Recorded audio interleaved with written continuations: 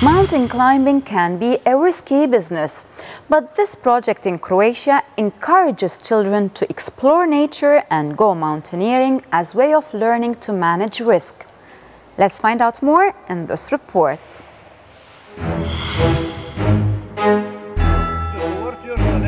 Hiking in the mountains can be a pleasure, but there are certain risks involved. In order to be ready for any eventuality, the Junior Mountaineering School teaches children how to give first aid. It's hard to go up to someone who's had an accident. Hard to find out what's the matter if that person is unconscious.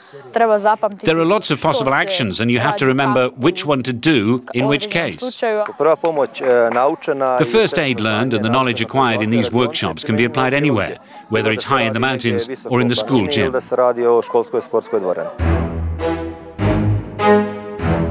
This is the first time these children have been climbing without their parents. And for the organisers, the Croatian Mountaineering Federation, this is the first junior mountaineering school.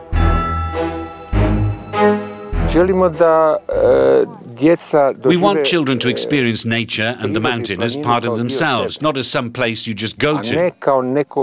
We want them to feel good, and almost all the climbers, including the kids, show this. In the case of this junior school, they only start living in the mountain after the second or third day.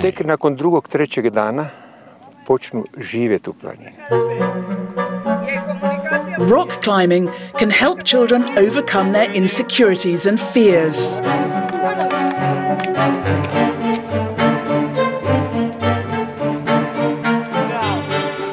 Before I started climbing, I was afraid of heights, and then one day Mum persuaded me to go with her to a hall in Zagreb, and I climbed, and I'm no longer afraid of heights at all. It's very important to get children into this kind of situation to increase their self-reliance, and this helps them trust others too. It helps them relax in dangerous situations like this so they don't lose their heads, they remain composed and know how to react.